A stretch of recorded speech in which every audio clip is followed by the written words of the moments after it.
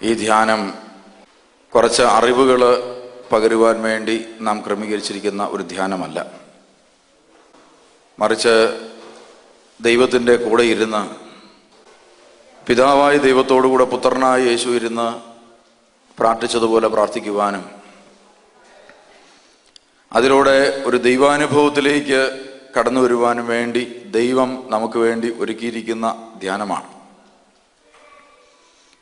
ഞാൻ ഈ പ്രത്യേകിച്ച് യാക്കോബായ സഭയിൽ ആദ്യമായിട്ട് ധ്യാന ശുശ്രൂഷകളിലൂടെ ദൈവജനത്തെ സുവിശേഷീകരിക്കാനായിട്ട് ശ്രമിച്ച ഒരു അച്ഛനാണ്. പലരും അങ്ങനെ ശ്രമിച്ചിട്ടുണ്ട്. അതിൽ ഈ താമസിപ്പിച്ചുള്ള ധ്യാനങ്ങളിലൂടെ മറ്റുള്ളവർക്ക് ഈ മാനസാന്തരത്തിൻ്റെ അനുഭവം കൊടുക്കുവാനായിട്ട് പരിശ്രമിച്ചു കൊണ്ടിരുന്നവർ ആ മേഖലയിൽ പ്രവർത്തിച്ച അച്ഛനാണ്. അതുകൊണ്ട് പല ആളുകളും എന്നോട് പലപ്പോഴായിട്ട് ഒരു ചോദ്യം ചോദിച്ചിട്ടുണ്ട്. ചില സ്ഥലങ്ങളിൽ ഭയങ്കരമായ ഉച്ചത്തിൽ ദൈവത്തെ സ്തുതിച്ച് മഹത്വപ്പെടുത്താറുണ്ട്. ചില സ്ഥലങ്ങളിൽ വളരെ ശാന്തമായിട്ട് ദൈവത്തെ സ്തുതിച്ച് മഹത്വപ്പെടുത്താറുണ്ട്. അപ്പൊ ചിലർ ചോദിക്കാറുണ്ട്, ഈ ഒച്ചത്തിൽ പറഞ്ഞില്ലെങ്കിൽ ദൈവത്തിന് കേൾക്കാൻ മേലെ പതുക്കെ പറഞ്ഞു എന്ന് ചോദിക്കാറുണ്ട്. ചിലർ ചോദിക്കാറുണ്ട്, നമ്മൾ ഇച്ചിരി ഒച്ചത്തിലൊക്കെ ദൈവത്തെ മഹത്വപ്പെടുത്തിയാലല്ല ദൈവം കേൾക്കത്തുള്ളൂ എന്നും ചോദിച്ച് കേട്ടിട്ടുണ്ട്. ചിലരെന്നോട് ഇങ്ങനെ ചോദിക്കാറുണ്ട്, പരിമല തിരുമേനി കൈയടിച്ചൊന്നും പാട്ട് പാടിയിട്ടില്ല, ധ്യാനങ്ങളൊന്നും നടത്തിയിട്ടില്ല, എന്നിട്ടും അദ്ദേഹം ഒരു വിശുദ്ധനായി. അപ്പോൾ ഇത്തരം പ്രാർത്ഥനകൾ ഇല്ലാതെ തന്നെ ചിലർക്ക് വിശുദ്ധനാകാൻ സാധിക്കുമല്ലോ, വിശുദ്ധിയിലേക്ക് വരാൻ പറ്റും. ചില ആളുകൾ പറയും, നമുക്ക് കൈ തന്നിട്ടുണ്ട്, കാല് തന്നിട്ടുണ്ട്, കണ്ണുകൾ നൽകിയിട്ടുണ്ട്, ഈ അവയവങ്ങളെല്ലാം ദൈവം നമുക്ക് നൽകിയതാണ്. അതുകൊണ്ട് ഈ അവയവങ്ങളിലൂടെയൊക്കെ ദൈവത്തെ മഹത്വപ്പെടുത്തിയാൽ മാത്രമേ ദൈവം അതിൽ പ്രസാദിക്കത്തുള്ളൂ എന്നൊക്കെ ഇങ്ങനെ രണ്ട് വേർഷൻ ഇതിനെക്കുറിച്ച് ഉണ്ടാകാറുണ്ട്. അപ്പം ഞാൻ ഈ മേഖലയിൽ പ്രത്യേകിച്ച് രണ്ട് ടൈപ്പ് ആളുകൾ, ഈ യാക്കോബായ സഭയിൽ കൈ അടിച്ചു പാടുന്ന ആളുകളും ഒത്തിരി സ്തുതിക്കണമെന്ന് പറയുന്ന ആളുകളും ഒട്ടും സ്തുതിക്കേണ്ടെന്ന് പറയുന്ന ആളുകളും ഉള്ളതുകൊണ്ട് ഞാൻ കർത്താവിനോട് തന്നെ ഒരു അഭിപ്രായം ചോദിച്ചു. കർത്താവിന് ഏറ്റവും കൂടുതൽ ഇഷ്ടം കൈ അടിച്ച് ഒച്ചത്തിൽ പാടുന്നതാണോ അതോ ശാന്തമായിട്ട് ഈ പ്രാർത്ഥിക്കുന്നതാണോ? ഏതാണ് കർത്താവിന് ഏറ്റവും കൂടുതൽ ഇഷ്ടം? അന്നേരം കർത്താവ് കുറച്ച് വചനങ്ങൾ ചോദിക്കുന്നതിനൊന്നും അന്നേരം മറുപടി പറയുന്ന സ്വഭാവം അന്നും ഇല്ല, കർത്താവിന് ഇന്നും ഇല്ല. ഒരു കാര്യം ചോദിച്ചാൽ പിന്നീട് അതിന് മറുപടി നമുക്ക് കിട്ടാറുള്ളൂ. പിന്നീട് ആ മേഖലയിൽ കുറച്ച് വചനങ്ങൾ വെളിപ്പെട്ട് കിട്ടുവാനായിട്ട് ഇടയായി തീർന്നു. നമുക്ക് അറിയാവുന്ന ഏറ്റവും പ്രധാനപ്പെട്ട ഒരു കൽപ്പനയാണ് ഒന്നാം കൽപ്പന. മോശ വഴി ഇസ്രായേൽ ജനത്തിന് കൊടുത്ത ഒന്നാമത്തെ കൽപ്പന. ഈ കൽപ്പന എന്താണ്? അത് ചോദിച്ചാൽ പിന്നെ കുഴയിപ്പോ. നിന്റെ ദൈവമായ കർത്താവ് ഞാനാണ്, പിന്നെ ഞാനല്ലാതെ വേറെ ദൈവം നിനക്കുണ്ടാകരുത്. ഒരു ദൈവം ഉണ്ടാകുള്ളൂ, അത് ഞാനായിരിക്കണം, നിർബന്ധമാണ്. പിന്നെ ഒന്നിനെയും നീ ആരാധിക്കരുത്. പിന്നെ നീ എന്നെ മാത്രമേ ആരാധിക്കാവൂ. ദൈവത്തിനും പിശാചിനും ഒരുപോലെ ഇഷ്ടമുള്ള ഒരു സംഗതി മാത്രമേ ഉള്ളൂ. ബാക്കി എല്ലാ സംഗതിക്കും ദൈവത്തിന് ഇഷ്ടമുള്ളത് പിശാചിന് ഇഷ്ടമല്ല, പിശാചിന് ഇഷ്ടമുള്ള കാര്യം ദൈവത്തിന് ഇഷ്ടമല്ല. ഉദാഹരണത്തിന് സ്നേഹിക്കുക ദൈവത്തിന് ഇഷ്ടമുള്ളൊരു സംഭവമാണ്, പിശാചിനെ സ്നേഹിക്കുന്ന ഇഷ്ടമാണോ? അല്ല. അതുപോലെ ഏത് കാര്യം എടുത്ത് പരിശോധിച്ചേക്കണം, ദൈവം ഇഷ്ടപ്പെടുന്നതൊന്നും പിശാച് ഇഷ്ടപ്പെടുന്നില്ല. എന്നാൽ ദൈവവും പിശാചും ഒരുപോലെ ഇഷ്ടപ്പെടുന്ന ഒരു സംഭവമുണ്ട്. എന്താണെന്നറിയോ? ആരാധന. ദൈവത്തിന് ഏറ്റവും വലിയ ഇഷ്ടമാണ് നീ എന്നെ മാത്രമേ ആരാധിക്കാവൂ. പിശാച് യേശുവിനെ പരീക്ഷിക്കാൻ നേരത്ത് യേശുവിനോട് പറഞ്ഞു, നീ എന്നെ ആരാധിച്ചാൽ ഞാൻ ഇതെല്ലാം നിനക്ക് തന്നേക്കാം. ആരാധിക്കുന്നവർക്ക് എല്ലാം കൊടുക്കുന്ന സ്വഭാവം ദൈവത്തിനുമുണ്ട്, പിശാചിനുമുണ്ട്. അതുകൊണ്ടാണ് ഇപ്പോൾ സൈറ്റൻ വർഷിപ്പൊക്കെ ശക്തി പ്രാപിക്കുന്നത്. കാരണം എന്താണ്? ആരാധിക്കുന്നവർക്ക് എല്ലാം കൊടുക്കുന്ന സ്വഭാവം ദൈവത്തിനുമുണ്ട്, പിശാചിനുമുണ്ട്. ആരാധനയിൽ എന്താണ് നടക്കുന്നത്? നമ്മൾ ചിന്തിക്കുക, എന്താണ് ഒരു ആരാധനയിൽ നടക്കുന്നത്? നമുക്കറിയാം, നമ്മുടെ ആരാധനയാണ് വിശുദ്ധ കുർബാന. വിശുദ്ധ കുർബാന സമയത്ത് വളരെ ഹൈ പിച്ചിൽ അച്ഛന്മാർ ഇങ്ങനെ പറയാറുണ്ട്, ദൈവമേ നീ പരിശുദ്ധനാണ്, ബലവാനെ നീ മരണമില്ലാത്തവനെ നീ പരിശുദ്ധനാണ്. ഒരു പ്രാവശ്യം ദൈവം പരിശുദ്ധനാണെന്ന് പറഞ്ഞപ്പോൾ ദൈവത്തിനും കാര്യം പിടികിട്ടി, നാട്ടുകാർക്കും മനസ്സിലായി, നമുക്ക് മനസ്സിലായി ദൈവം ആരാ? പരിശുദ്ധന. പിന്നെ എന്തിനാ ഈ ആവർത്തിച്ച് ദൈവം പരിശുദ്ധനാണ് പരിശുദ്ധനാണ് പരിശുദ്ധനാണെന്ന് പറഞ്ഞ് ഇങ്ങനെ ആരാധിക്കുന്നത്? എന്തിനാ? ഞങ്ങളുടെ നാട്ടിൽ ഒരു മനുഷ്യനുണ്ട്, അദ്ദേഹത്തിൻ്റെ പേര് കുട്ടി എന്നാണ്. കുട്ടി ഗൾഫിൽ പോയി ഇത്തിരി പൈസയൊക്കെ ആയി. തിരിച്ച് അദ്ദേഹം നാട്ടിൽ വന്നപ്പോഴും ആളുകൾ അദ്ദേഹത്തെ കയറി കുട്ടി എന്നാണ് വിളിക്കുന്നു. പുള്ളിക്ക് വലിയ മനപ്രയാസമായി. പുള്ളി ഞങ്ങളുടെ കവല വന്നു കഴിഞ്ഞപ്പോൾ 2-3 പേര് ചെറുപ്പക്കാരെ വിളിച്ചിട്ട് പറഞ്ഞു, എടാ എന്നെ നീ സാറേന്ന് വിളിക്കുകയാണെങ്കിൽ ഓരോ വിളിക്കും 10 രൂപ വെച്ച് തരാമെന്ന്. അങ്ങനെ പിള്ളേര് കുട്ടി സാറേ എന്ന് വിളിക്കും. അതോടുകൂടി ഓരോരുത്തർക്കും 10 രൂപ.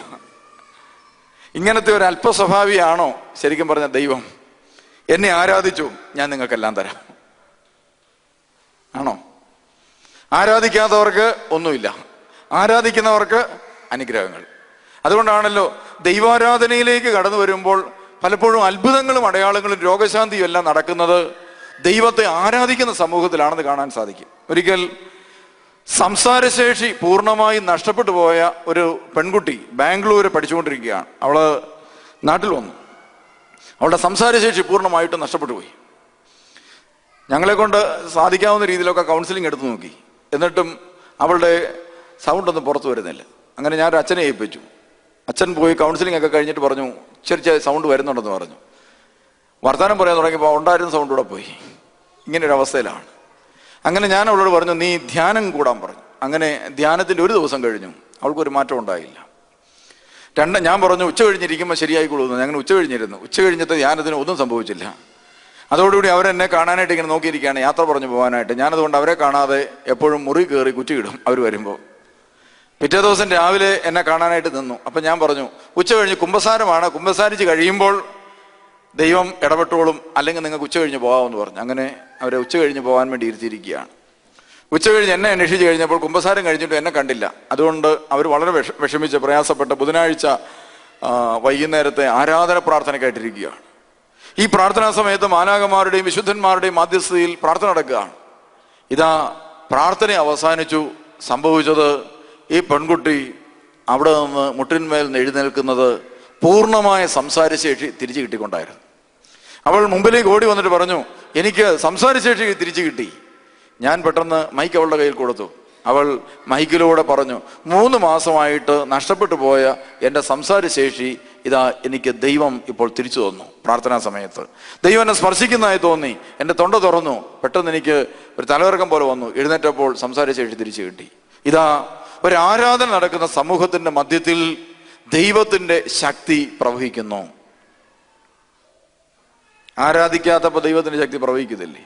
നമ്മൾ ആരാധിക്കാത്തപ്പോഴും ആരാധിക്കുമ്പോഴും പ്രാർത്ഥിക്കാത്തപ്പോഴും പ്രാർത്ഥിക്കുമ്പോഴും ദൈവത്തിന്റെ സാന്നിധ്യം നമ്മുടെ കൂടെയുണ്ട്. ദൈവം നമ്മുടെ പിതാവാണ്. ഞാൻ എൻ്റെ പിതാവിനെ കയറി ഇടയ്ക്കിടയ്ക്ക് പപ്പ പപ്പ എന്ന് വിളിച്ചില്ലെങ്കിലും എൻ്റെ പപ്പ ആരാ? പപ്പ തന്നെയാണ്. പിന്നെന്താണ് ഈ ആരാധന സമയത്ത് ഈ അത്ഭുതങ്ങൾ ഉണ്ടാകുന്നത്, അടയാളങ്ങൾ നടക്കുന്നത്? ഇതൊക്കെ നടന്നിട്ടുള്ള കാര്യമാണ്, കൺമുമ്പിൽ കണ്ട കാര്യമായതുകൊണ്ട് പിന്നെ അതിനെ നമുക്ക് അതിലേക്ക് വിശ്വസിക്കാതിരിക്കാൻ പറ്റത്തില്ലല്ലോ. ആരാധിക്കുമ്പോൾ എന്താണ് നടക്കുന്നത്? സത്യത്തിൽ ആരാധിക്കുമ്പോൾ ആരാധിക്കുന്ന വ്യക്തിയിലേക്ക് ദൈവത്തിൻ്റെ ശക്തി പകർന്ന് ഒഴുകുകയാണ്. ഒരു വ്യക്തി ദൈവത്തെ ആരാധിക്കാൻ തുടങ്ങുമ്പോൾ നടക്കുന്ന എന്താണ്? അവനിലേക്ക് ദൈവത്തിൻ്റെ ശക്തി ഒഴുകാൻ തുടങ്ങും. ദൈവത്തിൻ്റെ കഴിവുകളും ശക്തി ഒഴുകാൻ തുടങ്ങും.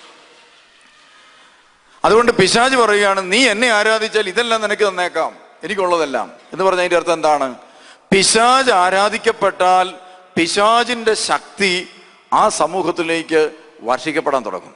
അതുകൊണ്ടാണ് ഇപ്പോൾ സൈറ്റൻ വർഷിപ്പ് ശക്തിപ്പെട്ടു വരുന്നത്. ഈ അടുത്ത കാലത്ത് 280 കുഞ്ഞുങ്ങളുടെ ധ്യാനം, ഇതുപോലത്തെ കൊച്ചു കുഞ്ഞുങ്ങളുടെ ധ്യാനം നടക്കുകയാണ്. 280ഓളം കുഞ്ഞുങ്ങൾ ധ്യാനത്തിന് വന്നിട്ടുണ്ട്. ഒരു 200 പിള്ളേരെ മതിയെന്ന് ഞാൻ പറഞ്ഞു. കാരണം ഇതിനെ അടക്കിയിരുത്തുക എന്ന് പറയുന്നത് പ്രയാസമാണ്. അപ്പോ മാതാപിതാക്കന്മാർ ഇങ്ങോട്ട് വിളിച്ച് പറയാൻ തുടങ്ങി, എങ്ങനെയും ഒന്ന് എടുക്കണമെന്ന് പറഞ്ഞു. കാരണം എന്താണ്? അങ്ങനെയെങ്കിലും തലേന്നൊന്ന് ഊരാവല്ലോ എന്ന് വിചാരിച്ച് ഇതുങ്ങളെ 100-300 എണ്ണത്തിനെ ഇങ്ങോട്ട് വിട്ടിരിക്കുകയാണ്. ഇത് നിങ്ങൾ നേരത്തെ ഇരുത്തിയിട്ട് ക്ലാസ് എടുക്കാൻ നോക്കിയിട്ട് ഞാൻ ആദ്യമായിട്ട് ക്ലാസ് എടുക്കാൻ അങ്ങോട്ട് കയറി. ക്ലാസ് എടുത്ത 10 മിനിറ്റിനുള്ളിൽ ക്ലാസ് നിന്നുപോയി. പ്രസംഗിക്കാൻ പറ്റുന്നില്ല, കാരണം ഒരെണ്ണം ശ്രദ്ധിക്കുന്നില്ല. ഞാൻ അങ്ങനെ പതുക്കെ സ്റ്റേജിൽ നിന്ന് ഇറങ്ങി സ്ഥലം വിട്ടു. സാധാരണ ധ്യാനം ഒന്ന് ഉപേക്ഷിച്ച് ഞാൻ അങ്ങനെ പോകുന്നതല്ല. ഈ കുഞ്ഞുങ്ങളുടെ ധ്യാനം നടത്താൻ പറ്റാതെ ഞാൻ സ്ഥലം വിട്ടു. പിന്നെ അച്ഛന്മാരുടെ കയ്യിൽ ഏൽപ്പിച്ചു. അച്ഛന്മാർ നടത്തിക്കൊണ്ടിരിക്കുകയാണ്. അങ്ങനെ ഇരിക്കെ 2-ാം ദിവസവും 3-ാം ദിവസവും ആയതോടുകൂടി കുഞ്ഞുങ്ങൾക്കെല്ലാം പെട്ടെന്ന് പനി വരാൻ തുടങ്ങി. പെട്ടെന്ന് ഇവർ രോഗികളായിട്ട് എല്ലാവരെയും ഹോസ്പിറ്റലിലേക്ക് കൊണ്ടുപോയിക്കൊണ്ടിരിക്കുകയാണ്.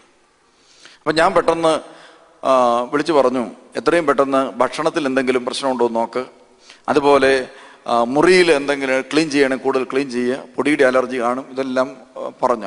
അതെല്ലാം പറഞ്ഞ് എല്ലാം ക്ലീനാണ്, ഒരു കുഴപ്പമില്ല. പക്ഷേ കുട്ടികൾ പെട്ടെന്ന് രോഗികളാകും. അങ്ങനെ ഞാൻ ബുധനാഴ്ച ദിവസം ആയപ്പോൾ തിരിച്ച് ഈ തൂത്തുട്ടി ചാപ്പലിൻ്റെ പാഴ്സനേജിലേക്ക് നടന്നു വരുമ്പോൾ 2 കൈയിലും 2 പിള്ളേരെ പിടിച്ചുകൊണ്ട് ഒരു വാളണ്ടിയർ നടന്നു വരുന്നു. അപ്പം ഞാൻ ചോദിച്ചു, എന്നാ പറ്റി? 2നും പനിയാന്ന് പറഞ്ഞു. കിടത്താൻ കൊണ്ടുപോവുകയാണ്. അപ്പം ഞാൻ ഓർത്തു, ഇതെന്തുകൊണ്ടാണ് ഇങ്ങനെ പെട്ടെന്ന് ഈ രോഗം പിടിപെടുന്നത്? പ്രാർത്ഥനാ അനുഭവമുള്ള സ്ഥലത്ത് സൗഖ്യമുണ്ടാകുന്നതിന് പകരം രോഗങ്ങളുണ്ടാകാൻ പാടില്ലല്ലോ. അപ്പം ഞാൻ ഒരു കൊച്ചിനെ തലയിൽ കൈവച്ച് കുറേ നേരം പ്രാർത്ഥിച്ചു തീരുകയും ഈ കൊച്ച് ആ തെങ്ങിൻ്റെ കൂട്ടിലോട്ട് മറിഞ്ഞങ്ങ് വീണു. അപ്പം എനിക്ക് പെട്ടെന്ന് സംശയമായി. ഞാൻ പറഞ്ഞു, അച്ഛന്മാരെ വിളിച്ചിട്ട് പറഞ്ഞു, മുഴുവൻ കുഞ്ഞുങ്ങളെയും തലയിൽ കൈവച്ച് പ്രാർത്ഥിച്ച ശേഷം മതി ഇനി ധ്യാനം. അങ്ങനെ മുഴുവൻ കുഞ്ഞുങ്ങളെയും ചാപ്പലിൽ കൊണ്ടുവന്ന് ഓരോരുത്തരായി പ്രാർത്ഥിക്കാൻ തുടങ്ങി. 280 കുഞ്ഞുങ്ങളുണ്ടായിരുന്നതിൽ 180ഓളം കുഞ്ഞുങ്ങൾ പുരോഹിതന്മാർ തലയിൽ കൈവയ്ക്കുന്നതിന് മുമ്പ് തന്നെ തല കറങ്ങി താഴെ വീണു. അപ്പം ഞങ്ങൾ ഇവരിൽ പലരെയും കൗൺസിലിംഗ് ചെയ്യാൻ തുടങ്ങി, എങ്ങനെ ഇത് സംഭവിക്കുന്നു. അപ്പോഴാണ് അറിയുന്നത്, ഇവർ മാധ്യമങ്ങളിലൂടെ കടന്ന് സത്യത്തിൽ പോകുന്ന മേഖലകൾ, അതായത് ഇന്റർനെറ്റിലും മറ്റു മാധ്യമങ്ങളിലൂടെയും ഇവർ കടന്നു പോകുന്ന മേഖലകൾ സൈറ്റൻ വർഷിപ്പ് അടക്കമുള്ള പല ചാനലുകളിലും, അതുപോലെ ഇത് നിരന്തരം കണ്ടുകൊണ്ടിരിക്കും. ഹൊറർ സിനിമകൾ, സൈറ്റൻ വർഷിപ്പിൻ്റെ ഡാൻസ്, പാട്ട്, ഇതെല്ലാം നിരന്തരം കണ്ടുകൊണ്ടിരിക്കുന്ന കുട്ടികളാണ് ഈ താഴെ പോയതെല്ലാം. മാധ്യമങ്ങളിലൂടെ അമിതമായി മലിനത കയറിയ കുഞ്ഞുങ്ങൾ ഇതായി.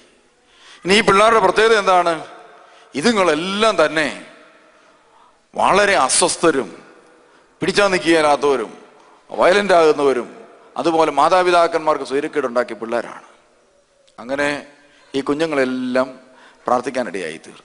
അപ്പോൾ അറിഞ്ഞും അറിയാതെയും ഇതാ സാത്താന്യ ആരാധനകളിൽ പങ്കെടുക്കുകയോ അതിൻ്റെ പാർട്ടിസിപ്പേഷൻ ഉണ്ടാകുകയോ ചെയ്താൽ അറിയാതെ പൈശാചിക ശക്തികൾ കുഞ്ഞുങ്ങളിലേക്ക് പോലും ഇതാ ആവസിക്കപ്പെടുന്നു എന്നൊരു സത്യം ഈ ധ്യാനത്തിലൂടെ മനസ്സിലാക്കാനിടയായി തീർന്നു.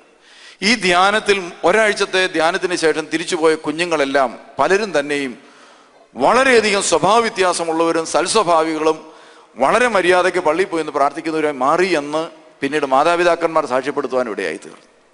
അപ്പോൾ ഞാൻ പറഞ്ഞത്, അറിഞ്ഞോ അറിയാതെയോ പിശാചിന് ആരാധന പോയാൽ അറിയാതെ പിശാചിന്റെ ആത്മാവ് നമ്മളിലേക്ക് വന്ന് നിറയും.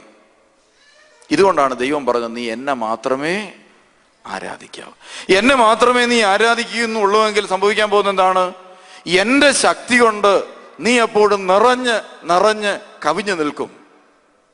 അങ്ങനെയെങ്കിൽ എൻ്റെ ശരീരം കൊണ്ടും എൻ്റെ മനസ്സുകൊണ്ടും എൻ്റെ ആത്മാവ് കൊണ്ടും ഞാൻ ദൈവത്തെ എപ്പോഴും ആരാധിക്കുന്നവനാണെങ്കിൽ എൻ്റെ ശരീരത്തിലേക്കും മനസ്സിലേക്കും ആത്മാവിലേക്കും എപ്പോഴും എന്ത് ചെയ്യും? ദൈവത്തിൻ്റെ ശക്തി ഒഴുകിക്കൊണ്ടിരിക്കും. അങ്ങനെ ദൈവത്തിൻ്റെ ശക്തി വഴി മനുഷ്യൻ വിശുദ്ധീകരിക്കപ്പെട്ടുകൊണ്ടിരിക്കും. അങ്ങനെയാണെങ്കിൽ നമ്മൾ ഓർക്കണം, നാവ് കൊണ്ട് നമ്മൾ ദൈവത്തെ മുഖത്തപ്പെടുത്തണം. ഒച്ച ചെല്ലിയാലും പതുക്കെ ചെല്ലിയാലും ദൈവം കേൾക്കും. പക്ഷേ നമ്മുടെ നാവ്, നമുക്കറിയാം, എപ്പോഴാണ് സ്വരം ഉയർത്തിയ ഒരു കാര്യം പറയുന്നത്. ഇപ്പോൾ ഉദാഹരണത്തിന് നമ്മുടെ വിരല് ഈ കഥകിനിടയിൽ ഒന്ന് പോയി, കഥ അങ്ങ് അടയ്ക്കാൻ പോവുക, പിള്ളേർ പുറത്തുനിന്ന് അവിടെ നിന്ന് തള്ളുക. അപ്പം അയ്യോ, കൈ വിരല് കടലിനിടയിൽ പോയി കേട്ടോ, അങ്ങനെയാണ് പറയുന്നത്. നമ്മളെ അവർ പിടിച്ച് ശരിക്കും ഞെക്കുകയാണെങ്കിൽ നമ്മളെന്ത് ചെയ്യും? വളരെ ഒച്ചത്തിൽ നമ്മൾ ഇത് പറയും. അപ്പോഴെപ്പോഴാണ് ഇത് നല്ലവണ്ണം പറയുന്നത്? നമുക്ക് നല്ലവണ്ണം ഇത് എഫക്റ്റ് ചെയ്യുമ്പോഴാണ്, അല്ലെ, വേദനിക്കുമ്പോഴാണ് നമ്മളിത് പറയുന്നത്. അങ്ങനെയാണെങ്കിൽ ദൈവത്തെ നമ്മൾ എപ്പോഴാണ് നന്നായി വിളിക്കുന്നത്? നമ്മളൊരു ആവശ്യക്കാരനായി മാറുമ്പോഴാണ്. അപ്പൊ ദൈവത്തെ നാം ഒരു ആവശ്യക്കാരനായി മാറാൻ തുടങ്ങും തോറും നമ്മുടെ ആവശ്യത്തിന്റെ അളവനുസരിച്ച് ദൈവത്തിലേക്കുള്ള നമ്മുടെ ആ കമ്മിറ്റ്മെന്റ് വർദ്ധിച്ചുകൊണ്ടിരിക്കും. വിളിക്കാനുള്ള ആ ആഗ്രഹവും കൂടാനുള്ള ആഗ്രഹവും പ്രാർത്ഥിക്കാനുള്ള ആഗ്രഹവും ഒക്കെ എന്ത് ചെയ്യും? വളരെ വളരെ കൂടി വരും. പ്രത്യേകിച്ചൊരു വിഷമമൊന്നും ഇല്ലെങ്കിൽ എന്ത് ചെയ്യും? വളരെ കൂളായിട്ട് അച്ഛൻ്റെ ധ്യാനം നല്ല ധ്യാനം കേട്ടോ, കുഴപ്പമില്ല എന്ന് പറഞ്ഞ് കൂടും. എന്നാൽ പ്രതിസന്ധിയും പ്രശ്നമാണെന്ന് വിചാരിച്ചു. അടുത്ത ആഴ്ചയിൽ ഇവിടുന്ന് ലണ്ടനിൽ നിന്ന് പോകണമെന്ന് വിചാരിച്ചു. അടുത്ത ആഴ്ചയിൽ നിങ്ങളുടെ കുറച്ച് പേരുടെ വിസ കട്ടാകാൻ പോവുക എന്ന് വിചാരിച്ചു. തലയാഴ്ച ഒരു ധ്യാനം ഉണ്ടെങ്കിൽ എന്ത് ചെയ്യും? ഏറ്റവും മുമ്പിൽ വന്നിരുന്നുകൊണ്ട് കൈ നീട്ടി പ്രാർത്ഥിക്കും. ഇതാ വ്യത്യാസം. അപ്പോൾ ആവശ്യക്കാരനാണെങ്കിൽ കാര്യങ്ങൾക്ക് വ്യത്യാസം വരും. അപ്പോൾ നമ്മുടെ ശരീരവും മനസ്സും ആത്മാവും ഒക്കെ ഉപയോഗിച്ച് നമ്മൾ ദൈവത്തെ ആരാധിക്കാൻ തുടങ്ങുമ്പോൾ ദൈവത്തിൻ്റെ വിശുദ്ധി അത്രയും കൂടെ നമ്മുടെ ശരീരത്തിലേക്ക് പകർന്നൊഴുകാൻ തുടങ്ങും. ഇതുകൊണ്ടാണ് നമ്മുടെ വിശുദ്ധ കുർബാനയിലും ആരാധനകളിലും ശരീരവും മനസ്സും ആത്മാവും എല്ലാം ഉപയോഗിച്ചുകൊണ്ടുള്ള പ്രാർത്ഥനയാണ് അവിടെ കാണുന്നത്. ഉദാഹരണത്തിന് നമ്മുടെ ഈ സത്യത്തിൽ പള്ളിയിലെ ഈ വസ്ത്രങ്ങളൊക്കെ ഏത് കളറാണ് ഉപയോഗിക്കുന്നത്? പച്ച, ചുമല, പിന്നെ മഞ്ഞ, എല്ലാം ഇടിവെട്ട് കളറാ. സത്യത്തിൽ പള്ളിക്ക് ഉപയോഗിക്കേണ്ട കളർ ഏതാ? വെള്ളയാ. ഇതെന്തിനാ ഇത്രയും കഠിനം കളർ ഇവിടെ ഉപയോഗിച്ചിരിക്കുന്നത്? പെട്ടെന്ന് അവിടെ ശ്രദ്ധിച്ചു പോകും. അപ്പോൾ നമ്മുടെ കണ്ണുകൾ എവിടെ ആയിരിക്കണം? ആരാധനാ സമയത്ത് ഇവിടെ ഇതെല്ലാം ഉപയോഗിച്ച് കളറുകൾ ഉപയോഗിച്ചിരിക്കുന്നത് എന്താണ്? നമ്മുടെ കണ്ണുകൾ മദ്ബഹായിലായിരിക്കണം. പിന്നെ വളരെ ഉച്ചത്തിൽ പല പ്രധാനപ്പെട്ട ഭാഗങ്ങളിലും മണികൾ കിലുക്കിയൊക്കെ ഒച്ച കേൾപ്പിക്കാറുണ്ട്. നമ്മുടെ വായു കൊണ്ടങ്ങ് ഒച്ച വെച്ചാൽ പോരെ. ദൈവം ഈ കമ്പിയും കോലും കൊണ്ടുള്ള ഒച്ചയൊക്കെ തന്നെ കേൾക്കുന്നത്. ദൈവത്തെ നമ്മൾ നാക്കുകൊണ്ടങ്ങ് ആരാധിച്ചാൽ പോരെ, അല്ലെ കൈകൊട്ടി അങ്ങ് ആരാധിച്ചാൽ പോരെ. എന്തിനാ ഈ മറ്റു സ്വരം കൂടെ കേൾപ്പിക്കുന്നത്? നമ്മുടെ ചെവികൾ എവിടെയായിരിക്കണം? ഇവിടെയായിരിക്കണം, ഈ മദ്ബഹായിലായിരിക്കണം. പിന്നെ ധൂപക്കുറ്റി അങ്ങോട്ട് വീശുമ്പോൾ എന്നാ സംഭവിക്കുന്നത്? നല്ല മണമൊക്കെ വരും. അപ്പം മൂക്ക് എവിടെയായിരിക്കും? മദ്ബഹായിലായിരിക്കും. അങ്ങനെ ചുരുക്കി പറഞ്ഞാൽ നമ്മുടെ പഞ്ചേന്ദ്രിയങ്ങളെല്ലാം സത്യത്തിൽ ഈ മദ്ബഹായുടെ ആരാധനയിലേക്ക് ലയിക്കാൻ വേണ്ടിയാണ് നമ്മൾ പ്രത്യേകമായ ക്രമീകരണങ്ങൾ ഇങ്ങനെ ചെയ്യാറുണ്ട്, ബോധപൂർവം ചെയ്തതാണ്. എന്ന് പറഞ്ഞതുപോലെ ഈ ധ്യാന ശുശ്രൂഷയിൽ നമ്മൾ കൂടുതൽ ആളുകളും വരുന്നത്, നമുക്കറിയാം ഭക്തന്മാരും വിശുദ്ധന്മാരും ധ്യാനം കൂടേണ്ട കാര്യമൊന്നുമില്ല. പണ്ട് കാലത്ത് നമ്മുടെ നാട്ടിൽ ഒരു സ്ഥാപനം ഉണ്ടായിരുന്നു, ട്യൂട്ടോറിയൽ കോളേജ്. കേട്ടിട്ടുണ്ടോ? ഉണ്ട്. ആരാ അതിൽ അതിൽ ട്യൂട്ടോറിയൽ കോളേജിൽ പോകുന്നത്? എവിടെയെങ്കിലും തോറ്റുപോയവരെ പങ്കെടുപ്പിക്കുന്ന സ്കൂളാണ് ഏത്? Tutorial college. എന്ന് പറഞ്ഞ പോലെ നമ്മുടെ സഭയിൽ ഞാൻ ട്യൂട്ടോറിയൽ കോളേജ് നടത്തുന്ന ആളാ എന്ന് പറഞ്ഞാൽ നേരെ ജയിച്ചു കയറാത്ത പാർട്ടികളെ ഈ ട്യൂട്ടോറിയൽ കോളേജ് തല്ലി അടിച്ചും കയറ്റുന്ന സ്ഥാപനമാണ് ട്യൂട്ടോറിയൽ കോളേജ്. എന്ന് പറഞ്ഞ പോലെ ശരിയായ രീതിയിൽ പ്രാർത്ഥിക്കുകയില്ല, ശരിയായ രീതിയിൽ ആരാധിക്കുകയും ചെയ്യാതെ നാക്കും അടഞ്ഞുപോയി, കണ്ണും അടഞ്ഞുപോയി, ഉറക്കവും തൂങ്ങി പള്ളിയിലിരിക്കുന്ന ആളുകളെ പ്രത്യേക ട്രെയിനിങ് കൊടുത്ത് നോർമൽ സ്റ്റേജിലേക്ക് ആരാധകരാക്കി കൊണ്ടുവരുന്ന ഒരു സ്ഥാപനം നടത്തുന്നയാളാണ്, ഒരു ട്യൂട്ടോറിയൽ അധ്യാപകനാണ് ഞാൻ. അതിൻ്റെ ഭാഗമാണ് നമ്മൾ എന്ത് ചെയ്യുന്നത്, ഇടയ്ക്കൊരു കൈയടിച്ചൊരു പാട്ടും. കാരണം എന്താണ്? അല്ലെങ്കിൽ ഉറങ്ങിപ്പോവും. അപ്പം അതുകൊണ്ടാണ് പ്രത്യേകം ക്രമീകരണം ചെയ്ത് രണ്ടുപേരെ ഇരുത്തിക്കുന്നത്. അതുകൊണ്ട് പാട്ട് പാടുന്ന സമയത്തൊക്കെ ഫുൾ സ്വിങ്ങിൽ പാട്ട് നമ്മൾ പാടണം, നല്ല ഉച്ചത്തിൽ പാട്ട് പാടുകയും പ്രാർത്ഥിക്കുകയും ചെയ്യണം ട്യൂട്ടോറിയൽ പരിപാടിക്ക്. എന്ന് പറഞ്ഞ് പള്ളി ചെന്നോ വലിയ ഒച്ചയിൽ പാട്ട് പാടണമെന്ന് ഞാൻ പറയുകയില്ല. ഈ ധ്യാന സമയത്ത് നല്ല ഉച്ചത്തിൽ പാട്ടുകൾ പാടണം. അപ്പം ഒന്നാമത്തെ കൽപ്പന, ദൈവമായ കർത്താവിനെ നീ ആരാധിക്കണം. പാപത്തെയും പാപത്തിന്റെ അനന്തരഫലങ്ങളെയും മനുഷ്യൻ വിളിച്ചു വരുത്തുന്നതാണ്, ദൈവം നൽകുന്നതല്ല. ഉദാഹരണത്തിന് എനിക്കിപ്പോൾ ഈ കുപ്പായും ഇതെല്ലാം കിട്ടിയിട്ടുണ്ട്. ഇവിടെ കുറെ UK നിന്ന് കുറെ ഡ്രസ്സുകളും തന്നിട്ടുണ്ട്. ഇതൊക്കെ ഇട്ടുകൊണ്ടാണ് ഞാൻ ഇരിക്കുന്നത്. ഞാൻ ഈ ഡ്രസ്സുകൾ വേണ്ടെന്ന് വെച്ചാൽ, ഇവിടെ ഈ തണുപ്പിനെ അതിജീവിക്കുന്ന ഡ്രസ്സുകൾ മനഃപൂർവ്വം ഊരിക്കളഞ്ഞാൽ, ഞാൻ ബോധപൂർവം ഈ തണുപ്പിനെ വിളിച്ചു വരുത്തുക എൻ്റെ ശരീരത്തിലേക്ക്. ഇതുവഴി പല രോഗങ്ങളെയും ഞാൻ വിളിച്ചു വരുത്തുക. എന്നിട്ട് ഞാൻ പറയുകയാണ്, നിങ്ങൾ സംഘാടകര് എന്നെ രോഗിയാക്കിയിട്ടാണ് തിരിച്ചു വിട്ടത്. പറയാൻ പറ്റുമോ? ഇല്ല, രോഗം ഞാൻ വിളിച്ചു വരുത്തിയതാണ്. ഇതുപോലെ മനുഷ്യ ജീവിതത്തിൽ പാപത്തെയും പാപത്തിന്റെ അനന്തരഫലങ്ങളെയും മനുഷ്യൻ വിളിച്ചു വരുത്തുന്നതാണ്, ദൈവം നൽകുന്നതല്ല. നമ്മൾ മനസ്സിലാക്കിക്കോണം. ഇപ്പൊ നമ്മൾ പിശാച് ചെയ്യുന്ന ഏറ്റവും വലിയ കാര്യം എന്താണ്?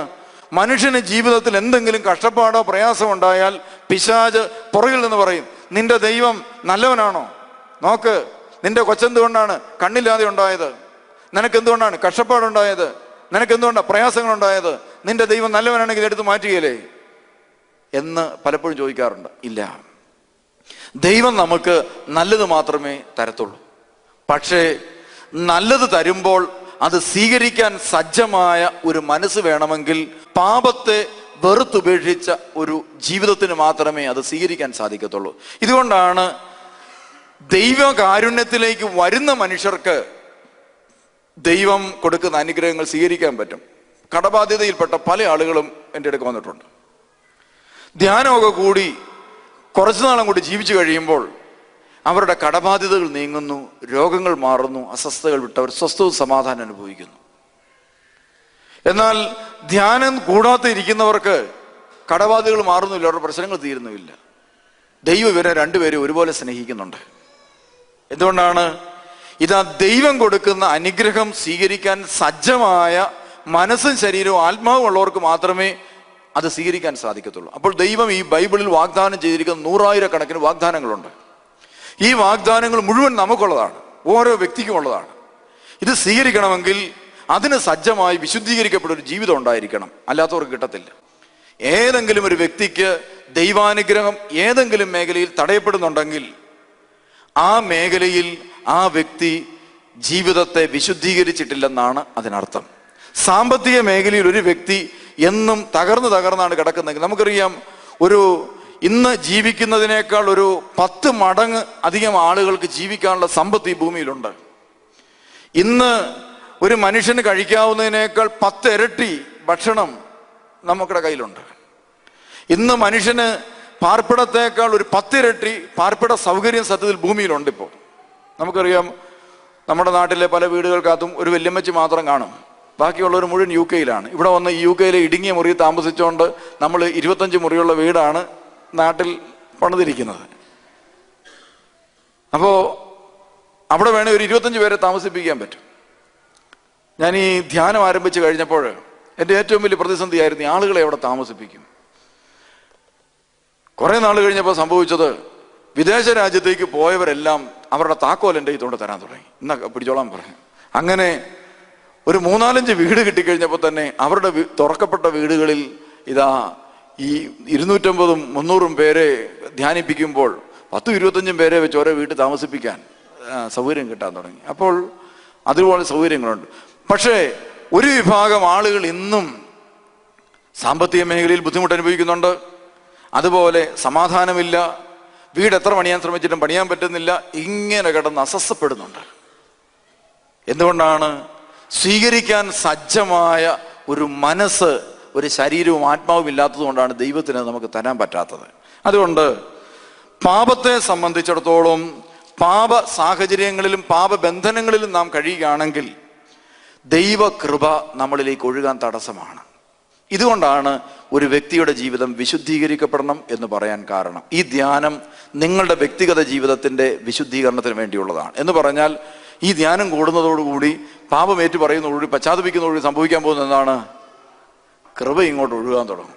സാമ്പത്തിക മേഖലയിൽ അനുഗ്രഹം, പിന്നെ എല്ലാ മേഖലയിലും അനുഗ്രഹം, മക്കളുടെ മേഖലയിൽ അനുഗ്രഹം, ഇങ്ങനെ കൃപകളെല്ലാം ഇങ്ങോട്ട് ഒഴുകാൻ തുടങ്ങും. ഇനി ഈ കൃപയെ തടസ്സപ്പെടുത്തുന്ന കാര്യങ്ങളുണ്ട്. അതാണ് ഇനിയുള്ള സമയങ്ങളിൽ ഇന്നും നാളെയുമായിട്ട് ഞാൻ പറയാൻ പോകും. നിങ്ങളുടെ ജീവിതത്തിലെ കൃപ എവിടെയെങ്കിലും തടയപ്പെട്ടിട്ടുണ്ടോ കണ്ടെത്താനായിട്ട് പരിശ്രമിക്കാൻ പോവുക. അപ്പോൾ ഏദൻ തോട്ടത്തിലേക്ക് നമുക്കിനി വരാം. ഏദൻ തോട്ടത്തിൽ നമ്മൾ കാണുന്നത് പാപം ചെയ്ത ഒരു സമൂഹത്തിനുണ്ടാകുന്ന തകർച്ചയാണ്. ഒന്ന്, ദൈവത്തിന്റെ സാന്നിധ്യം ദുസ്സഹമായി അനുഭവപ്പെട്ട് ദൈവത്തിൽ നിന്ന് ഒളിക്കുക. രണ്ടാമത്തെ പ്രശ്നം എന്താണ്? നീ എനിക്ക് തന്ന ഈ സ്ത്രീ, അവൾ തന്നു, ഞാൻ തിന്നു എന്ന് പറഞ്ഞാൽ നീയും ശരിയല്ല, സ്ത്രീയും ശരിയല്ല, ദൈവവും ശരിയല്ല, തന്ന സ്ത്രീയും ശരിയല്ല. ആദ്യമായിട്ട് കുറ്റം വിധി ആരംഭിച്ചത് പാപം പ്രവേശിച്ച ഒരു സമൂഹത്തിലാണ്. അങ്ങനെയാണെങ്കിൽ നമ്മുടെ ദൈവകൃപ നഷ്ടപ്പെട്ടതിൻ്റെ ഏറ്റവും പ്രത്യക്ഷമായ അടയാളം എന്താണ്? ഒരു സമൂഹത്തിൽ നിന്നോ ഒരു വ്യക്തിയിൽ നിന്നോ ദൈവകൃപ നഷ്ടപ്പെട്ടു എന്നതിൻ്റെ ഏറ്റവും പ്രകടമായ അടയാളം ആ വ്യക്തി ദൈവത്തിൽ നിന്ന് ദൈവത്തോട് അടുക്കാൻ താല്പര്യം കുറയും. പ്രാർത്ഥിക്കാനും പള്ളിയിൽ പോകുന്ന കാര്യത്തിനും താല്പര്യം കുറയും. അപ്പോഴാണ് ഉപദേന്റെ സമയമാകുമ്പോൾ പള്ളി വരുന്നത്. രണ്ട്, എന്താണ്? കുറ്റം വിധിയും പഴിചാരലും ആരംഭിക്കും വീട്ടിൽ. എന്ന കാര്യം പറഞ്ഞാലും നമ്മുടെ പ്രശ്നത്തിന്റെ ഉത്തരവാദിത്വം ആരുടെയെങ്കിലും തലയിൽ കെട്ടിവെക്കാനുള്ള ഒരു പ്രവണത ഉണ്ടാകും. അതോടുകൂടി വെറുപ്പ് എന്ന് പറയുന്ന സാധനം ഉള്ളിലേക്ക് കയറും. ഇതാരുടെ കുഴപ്പം കൊണ്ടുണ്ടാകുന്നതാ? നമ്മുടെ കുഴപ്പം കൊണ്ടുണ്ടാകും. നമുക്ക് വെറുപ്പുണ്ടാകുന്നത് നമ്മുടെ പ്രശ്നം കൊണ്ടാണ്. നമ്മുടെ ഉള്ളിലേക്ക് വെറുപ്പ് ആഞ്ഞടിച്ച് കയറുന്നത് തീർച്ചയായിട്ടും നമ്മുടെ കൃപ നഷ്ടപ്പെട്ടതിൻ്റെ വ്യക്തമായ അടയാളമാണ്. അതുകൊണ്ട് നിങ്ങളുടെ മനസ്സ് നിങ്ങൾ പരിശോധിച്ച് നോക്കണം. പെട്ടെന്ന് കാര്യത്തിനും കാര്യമില്ലാത്തതിനും ഉള്ളിലേക്ക് വെറുപ്പ് കയറി പെട്ടെന്ന് മനസ്സ് അസ്വസ്ഥമാകുന്ന ഒരു സ്വഭാവം നിങ്ങൾക്കുണ്ടോ? ഇതുകൊണ്ട് പിശാച് പ്രത്യേകമായ ചില പ്രകടനങ്ങൾ കാണിക്കും. എന്താണ്? എങ്ങനെയെങ്കിലും മനുഷ്യന്റെ ഹൃദയത്തിൽ വെറുപ്പ് കയറ്റാൻ ആവശ്യമായ കാര്യങ്ങൾ പിശാച് ഭൂമിയിൽ ചെയ്തുകൊണ്ടിരിക്കും. ഉദാഹരണത്തിന് അമേരിക്കൻ പ്രസിഡന്റ് ആയിരുന്നു ബിൽ ക്ലിന്റൺ. കേട്ടിട്ടുണ്ടോ പുള്ളിയെക്കുറിച്ച്? ഉണ്ട്. നല്ല മനുഷ്യനായിരുന്നു, മോശം മനുഷ്യനായിരുന്നു? പുള്ളിയുടെ സ്വഭാവം എങ്ങനെയുണ്ട്? തൽസ്വഭാവിയായിരുന്നു. ഒന്നും പറയുന്നില്ലല്ലോ ആര്. അത്ര കുഴപ്പമൊന്നുമില്ല, ആളത്ര നല്ല സൽസ്വഭാവിയൊന്നും അല്ലായിരുന്നു. പത്രത്തിൽ അങ്ങേരെ കുറിച്ച് വളരെ മോശമായ വാർത്തകൾ കുറേ നാളുകളായിട്ട് പ്രചരിച്ചുകൊണ്ടിരുന്നു. പുള്ളി ചെയ്ത കാര്യങ്ങളും ഇതെല്ലാം വിശദമായിട്ട് പത്രത്തിൽ വാർത്ത. ഈ ക്ലിന്റൺ എന്ന് പറയുന്ന ആൾ നമ്മളോട് വല്ലതും ചെയ്തിട്ടുണ്ടോ? മോശമായിട്ട് നമ്മളെ നോക്കിയിട്ടില്ല, നമ്മളോട് മോശമായിട്ട് പെരുമാറിയിട്ടില്ല, ഒന്നും നമ്മളോട് ചെയ്തിട്ടില്ല. പക്ഷെ ഈ പത്രത്തിലെ വാർത്ത വായിച്ചു കഴിയുമ്പോൾ ഇയാളോട് നമുക്ക് സ്നേഹമാണോ തോന്നുന്നത്, വെറുപ്പാണോ? എന്നാ തോന്നുന്നത്? വെറുപ്പ്. നമ്മൾ വായിച്ചു ക്ലിന്റൺ കൊള്ളാം. ഞങ്ങളുടെ നാട്ടിൽ ചിലരെയൊക്കെ ക്ലിന്റൺ എന്ന് പേര് തന്നെ ഇട്ട സംഭവം ഉണ്ടായിട്ടുണ്ട്. അപ്പോൾ ഈ മാധ്യമം വഴി, ആ മാധ്യമത്തിൽ ഒരു വാർത്ത വഴി നമ്മുടെ മനസ്സിലേക്ക് അറിഞ്ഞും അറിയാതെയും കയറി തന്ന ഒരു വ്യക്തിയോടുള്ള വെറുപ്പാണ്. ദൈവത്തിന് ഈ വ്യക്തിയോടുള്ള നിലപാടെന്താ? യേശുക്രിസ്തു ഈ വ്യക്തിയെ കണ്ട എന്നാ പറയും? ഇവൻ ചെയ്യുന്നത് എന്തെന്ന് അറിയാകിയാൽ ഇവനോട് ക്ഷമിക്കണം. നമ്മുടെ നിലപാടെന്താ? അവൻ മുടിഞ്ഞു പോകത്തേ ഉള്ളൂ. ഇതാണ് നിലപാടിന്റെ വ്യത്യാസം. അപ്പോൾ നമ്മുടെ നിലപാട് യേശുവിൻ്റെ നിലപാടായി മാറുമ്പോഴാണ് മാനസാന്തരം നടക്കുന്നത്. എല്ലാ മേഖലകളിലും നമ്മുടെ നിലപാട് യേശുവിൻ്റെ നിലപാടായിട്ട് രൂപാന്തരപ്പെടുന്നതിനാണ് മാനസാന്തരം എന്ന് പറയുന്നത്. നമുക്ക് നാട്ടിലേക്ക് ഇവിടെ പിന്നെ പുറത്തേക്ക് ആരും തുപ്പുകയല്ലോ. ബസ്സിൽ പോവുകയാണ്, ട്രാൻസ്പോർട്ട് ബസ്സിൽ പോകുമ്പോൾ ഫ്രണ്ട് ഇരുന്ന ഒരാൾ കാർക്കിച്ചൊരു തുപ്പ് പുറകെ ഇരുന്ന ആളുടെ ദേഹത്ത് പറ്റി. ഇവൻ ചെയ്യാൻ പോകുന്ന എന്നാ മണിയടിച്ച് അവിടെ നിർത്തും. ഇതിനൊരു തീരുമാനം ഉണ്ടായിട്ട് പോയാൽ മതി. പല സ്ഥലത്ത് നടക്കുന്ന സംഭവങ്ങൾ. എന്നിട്ട് അവനെ കൊണ്ട് ഫ്രണ്ടിൽ നിന്ന് തുപ്പിയവരെ കൊണ്ട് പുറകെ കൊണ്ടുവന്ന് ഇത് തൂപ്പിച്ചിട്ടല്ലാതെ എന്ത് ചെയ്യത്തില്ല, വണ്ടി വിടുകയില്ല. ഇങ്ങനത്തെ ചില മനുഷ്യർ കാണാൻ സാധിക്കും. യേശുക്രിസ്തു എടുത്ത നിലപാടെന്താ? അവൻ്റെ മുഖത്ത് തുപ്പിയപ്പോൾ ഇതറിയാതെ തെറിച്ചതാ, മറ്റേത് തുപ്പിയതാ. യേശു എടുത്ത അവൻ ചെയ്യുന്നത് എന്തെന്നറിയായിയാൽ അവനോട് ക്ഷമിക്കണം. നമ്മുടെ നിലപാട് യേശുവിൻ്റെ നിലപാടായി മാറുമ്പോഴാണ് മാനസാന്തരം എന്ന് പറയുന്ന സംഭവം നടക്കുന്നത്. അങ്ങനെയെങ്കിൽ നമ്മുടെ പാപബന്ധനം എന്ന് പറയുന്നത് എന്താണ്? യേശുവിൻ്റെ നിലപാടെടുക്കാൻ പറ്റാത്ത നമ്മുടെ അവസ്ഥയ്ക്കാണ് പാപമെന്ന് പറയുന്നത്. ക്രിസ്തുവിൻ്റെ നിലപാടെടുക്കാൻ പറ്റാത്ത അവസ്ഥയ്ക്കാണ് പാപം എന്ന് പറയുന്നത്. വ്യഭിചാരിയായി പിടിക്കപ്പെട്ട ഒരു സ്ത്രീ, അവളെയുമായിട്ട് ഇതാ യേശുവിൻ്റെ മുമ്പിലേക്ക് ആളുകൾ വരുന്നു. വ്യഭിചാരിയായി പിടിക്കപ്പെട്ട സ്ത്രീയോടുള്ള യേശുവിൻ്റെ നിലപാട് എന്താണ്? യേശു അവളെ നോക്കാതെ താഴോട്ട് കുനിഞ്ഞ് എഴുതാൻ തുടങ്ങി. ഉടനെ ജനങ്ങൾ ചോദിച്ചു, ഇവളെക്കുറിച്ച് മോശയുടെ നിയമത്തിൽ കല്ലെറിഞ്ഞു കൊല്ലണമെന്ന് പറഞ്ഞിരിക്കുന്നു, നീ എന്താണ് ഇവളെക്കുറിച്ച് പറയുക? ഉടനെ ഒത്തിരി നേരം ശല്യപ്പെടുത്തി കഴിഞ്ഞപ്പം യേശു മുഖമുയർത്തി അവരെ നോക്കി. എന്നിട്ട് എന്താ പറഞ്ഞത്? നിങ്ങളിൽ പാപമില്ലാത്തവൻ എറിയേ എന്ന് പറഞ്ഞതിൻ്റെ അർത്ഥം എന്താ? എനിക്ക് എറിയാൻ താല്പര്യമില്ലെന്ന്. ഇവളെ എറിയാൻ എനിക്ക് താല്പര്യമില്ല, ഇവളുടെ കാര്യത്തിൽ ശ്രദ്ധിക്കാൻ എനിക്ക് താല്പര്യമില്ല.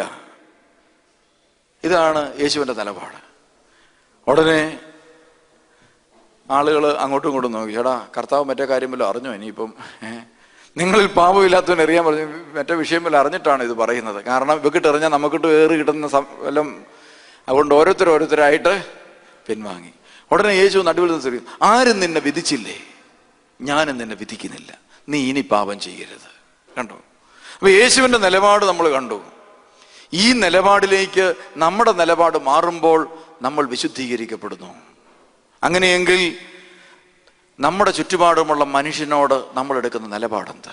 നമ്മൾ നോക്കുക, നമ്മൾ എടുക്കുന്ന നിലപാടെന്ത്? ഈ നിലപാട് നമ്മുടെ പാപബന്ധനത്തെ പൊട്ടിക്കാനിടയായി തീരണം. അങ്ങനെയെങ്കിൽ ഇതാ നമുക്ക് നമ്മുടെ ചുറ്റുപാടുമുള്ള മനുഷ്യനോടുള്ള നിലപാടുകളിൽ മാറ്റം വരുത്താൻ തീരുമാനമെടുക്കാം. നമ്മുടെ മനസ്സിൻ്റെ ഉള്ളിൽ വിദ്വേഷവും വെറുപ്പും വൈരാഗ്യവും ഉളവാക്കുന്ന സംഭവങ്ങൾ, സാഹചര്യങ്ങൾ, വ്യക്തികൾ, സമൂഹങ്ങൾ എല്ലാം നമ്മുടെ ഉള്ളിലുണ്ട്.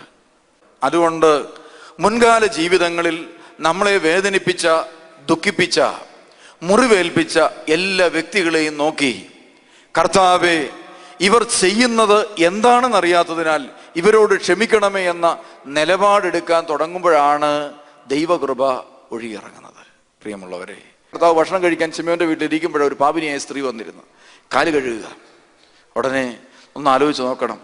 ആ സ്ത്രീയെക്കുറിച്ച് കർത്താവ് പറഞ്ഞു, ഇവൾ കണ്ണീരുകൊണ്ടാണ് പാദം കഴുകിയത്, മുടി കൊണ്ടാ തുടച്ച് എന്ന് പറഞ്ഞാൽ എന്നെ ഇത്രയും സ്വീകരിച്ച ഒരു സ്ത്രീ ഈ ഭൂമിയിലില്ല എന്നാ പറഞ്ഞത്. ഒരു വ്യഭിചാരിയായ സ്ത്രീയെ പരിചയപ്പെടുത്തിയപ്പോൾ ലോകത്തിലെ ഏറ്റവും നല്ല സ്ത്രീയായി യേശു ക്രിസ്തു പരിചയപ്പെടുത്തി. ഒരു വ്യഭിചാരിയുടെ ചിത്രം യേശു ലോകത്തിന് മുമ്പിൽ വരച്ചു കാണിക്കുമ്പോൾ ലോകത്തിലെ ഏറ്റവും വിശുദ്ധയായ ഒരു സ്ത്രീയുടെ മുഖമാണ് ലോകം കണ്ടത്.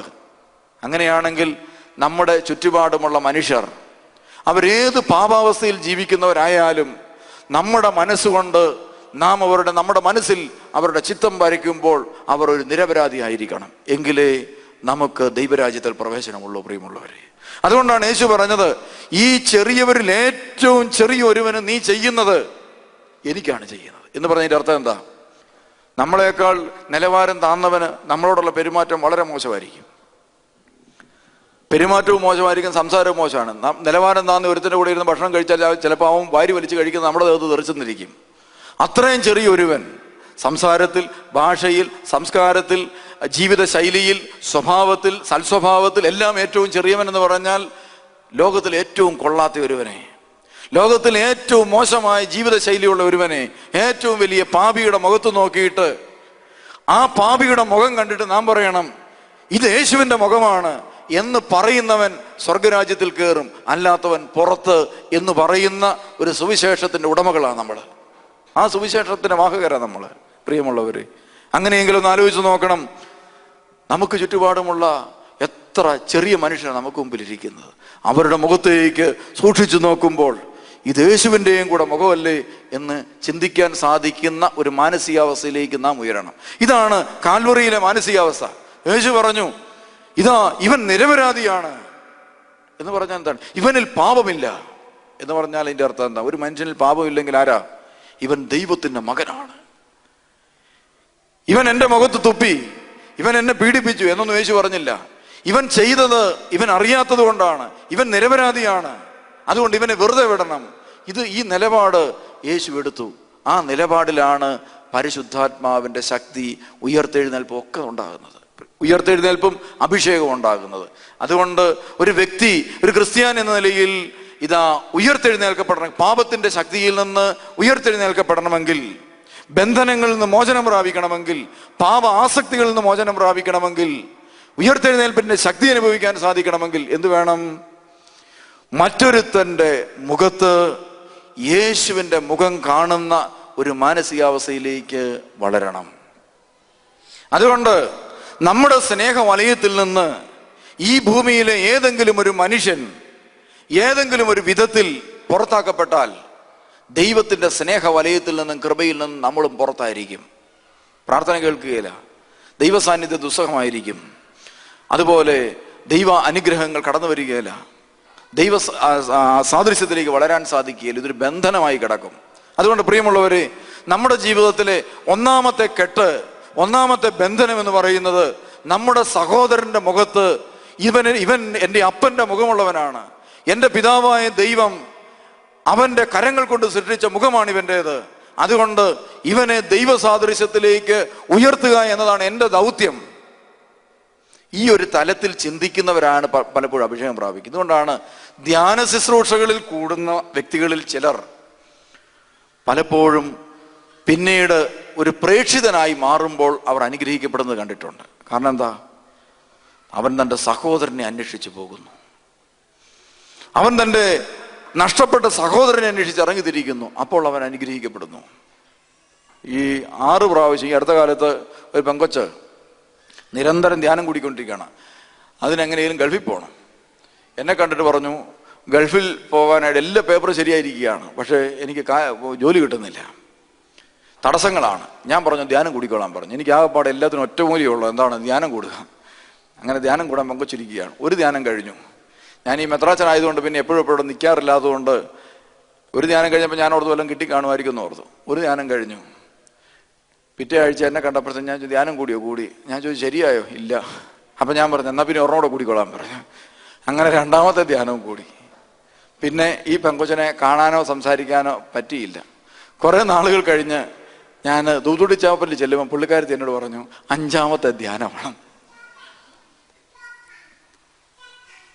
അപ്പം ഞാൻ ചോദിച്ചു ധ്യാനം കഴിഞ്ഞുള്ള സമയത്ത് എന്താ ചെയ്യുന്നത്? അപ്പം ജോലിയൊന്നും ഇല്ലാത്തതുകൊണ്ട് ഇപ്പോൾ ഇവിടെ വന്നിരുന്ന് ഈ ആൻറ്റിയുടെ കൂടെ സ്ഥിരമായിട്ട് പാപികളുടെ മാനസാന്തരത്തിന് വേണ്ടി മധ്യസ്ഥ പ്രാർത്ഥന നടത്തുകയാണെന്ന് പറഞ്ഞു. അങ്ങനെ കഴിഞ്ഞ ധ്യാനം 6ാമത്തെ ധ്യാനമായിരുന്നു. അപ്പോൾ കഴിഞ്ഞ ധ്യാനത്തിന് ഞാൻ അവിടെ ഉണ്ടായിരുന്നു. പുള്ളിക്കാരത്തി ബാഗുമൊക്കെ തൂക്കി വന്നപ്പോൾ ഞാൻ ചോദിച്ചു എങ്ങോട്ടാണെന്ന് ചോദിച്ചു. ഞാൻ പറഞ്ഞല്ല ധ്യാനം കൂടാനാണ്, 6ാമത്തെ ധ്യാനം ജോലിക്ക് വേണ്ടി. 6ാമത്തെ ധ്യാനം കൂടി ആള് കഴിഞ്ഞ ആഴ്ചയിൽ ഞാൻ ചെല്ലുമ്പോൾ, ധ്യാനം കഴിഞ്ഞിട്ട് ഒരാഴ്ച കഴിഞ്ഞുള്ളൂ, ഞാൻ ചെല്ലുമ്പോൾ പറയും എൻ്റെ എല്ലാ പേപ്പറും ശരിയായി, ഞാൻ പോകുകയെന്ന് പറഞ്ഞു. സത്യത്തിൽ ഇത്രയും ഈ പെണ്ണിനെ ഇട്ട് പരിശുദ്ധാത്മാവിനെ കഷ്ടപ്പെടുത്തേണ്ട ആവശ്യമുണ്ടോ? ഇല്ല. എപ്പോഴാണ് അവളുടെ പേപ്പർ ശരിയായത്? പരിശുദ്ധാത്മാവ് പ്രവർത്തിക്കാഞ്ഞിട്ടല്ല, മറിച്ച് അവളൊരു പ്രേക്ഷിതയായപ്പോൾ, അവൾ തൻ്റെ സഹോദരനെ അന്വേഷിക്കാൻ ശ്രമിച്ചപ്പോൾ, അവൾ തൻ്റെ സഹോദരൻ്റെ മുഖത്ത് യേശുവിൻ്റെ മുഖം കണ്ട് നഷ്ടപ്പെട്ടതിനെ അന്വേഷിക്കാൻ ശ്രമിച്ചപ്പോൾ അവളുടെ ജീവിതത്തിലേക്ക് ദൈവാനുഗ്രഹങ്ങൾ കൃപയൊഴുകി ഇറങ്ങാൻ തുടങ്ങി. അങ്ങനെയാണെങ്കിൽ നമ്മുടെ സമാജ ജീവിതത്തിൽ പലരുടെയും ജീവിതത്തിൽ കൃപ മുട്ടി നിൽക്കുകയാണെങ്കിലും ഒഴുകുന്നില്ല. കാരണം എന്താണ്? തൻ്റെ സഹോദരൻ്റെ ജീവനെക്കുറിച്ചുള്ള, ജീവിതത്തെക്കുറിച്ചുള്ള ചിന്തയില്ലാത്തത് കൊണ്ടാണ്. അതുകൊണ്ട് ഒരു റിക്കൺസിലിയേഷനിലൂടെ മാത്രമേ പരിശുദ്ധാത്മാവിൻ്റെ അഭിഷേകത്തിലേക്കും പാപവിമോചനത്തിലേക്കും കടന്നു വരാൻ നമുക്ക് സാധിക്കൂ. അതുകൊണ്ട് നമ്മുടെ വ്യക്തിഗത ജീവിതത്തിൽ ഏതെങ്കിലും വ്യക്തികളോടോ സാഹചര്യത്തോടോ അതുപോലെ എന്തിനോടെങ്കിലും നമുക്ക് ഒരു വിപരീത മനോഭാവം കിടപ്പുണ്ടെങ്കിൽ, ദൈവം തന്നതല്ല എന്നൊരു ചിന്ത കിടപ്പുണ്ടെങ്കിൽ, അത് തമ്പുരാന്റെ തിരുസന്നിധിയിൽ സമർപ്പിക്കണം. കർത്താവിനെ നമുക്ക് വിളിക്കാം. ഈ ധ്യാനം മുഴുവനും നമുക്ക് കർത്താവിന് സമർപ്പിക്കാം. പിതാവേ, അങ്ങേ തിരുസന്നിധിയിൽ ഇവിടെ കടന്നു വന്നിരിക്കുന്ന മുഴുവൻ മക്കളെയും സമർപ്പിക്കുന്നു. ഇവരെ ഞാൻ കാണുന്നത് അങ്ങയുടെ മക്കളായിട്ടാണ്. അങ്ങയുടെ മക്കൾക്ക് ആവശ്യമായത് നൽകേണ്ടത് അങ്ങയുടെ ദൗത്യമാണ്, അങ്ങയുടെ കടമയാണ്. അവർ മുറിവേറ്റവരാണെങ്കിൽ അങ്ങവരെ സുഖപ്പെടുത്തണം.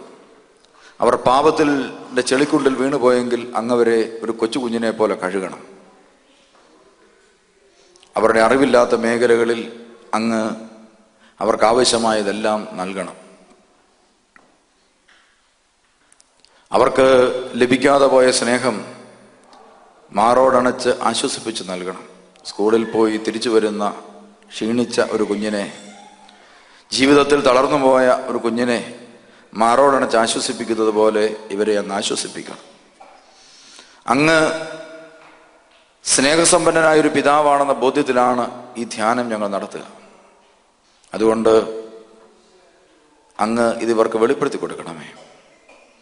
ഇവരുടെ പിതാവാണെന്ന ബോധ്യത്തോടുകൂടി ഇവർ അങ്ങേ തിരുസന്നിധിയിൽ ഇപ്പോൾ കരങ്ങൾ നീട്ടുമ്പോൾ ഒരപ്പൻ്റെ സ്നേഹം ഇവർക്ക് അനുഭവിക്കുവാൻ ഇടയായി തീരണമെന്ന് പ്രാർത്ഥിക്കും. കണ്ണുകൾ അടച്ച് കരങ്ങൾ യാചനാരൂപത്തിൽ പിടിച്ച് ഈ ഗാനം നമുക്ക് പാടാം. ആകാശങ്ങളിലിരിക്കും ഞങ്ങളുടെ അനശ്വരനായ പിതാവേ. ഈ ഗാനം പാടിക്കൊണ്ട് ദൈവത്തെ സ്വന്തം പിതാവായി അംഗീകരിച്ച് നമുക്ക് പ്രാർത്ഥിക്കാം. ആകാശങ്ങളിലിരിക്കും ഞങ്ങളുടെ അനശ്വരനായ പിതാവേ, അവിടുത്തെ നാമം വാഴ്ത്തപ്പെടേണമേ, അവിടുത്തെ രാജ്യം വരേണമേ. ആകാശങ്ങളിലിരിക്കും ഞങ്ങളുടെ അനശ്വരനായ പിതാവേ, അവിടുത്തെ നാമം വാഴ്ത്തപ്പെടേണമേ, അവിടുത്തെ രാജ്യം വരേണമേ. പിതാവേ, അങ്ങയുടെ സ്നേഹം എല്ലാവരിലേക്കും സമൃദ്ധമായി ചൊരിയണമേ. അങ്ങയുടെ കാരുണ്യത്തിൽ ഞങ്ങൾ നിറയട്ടെ.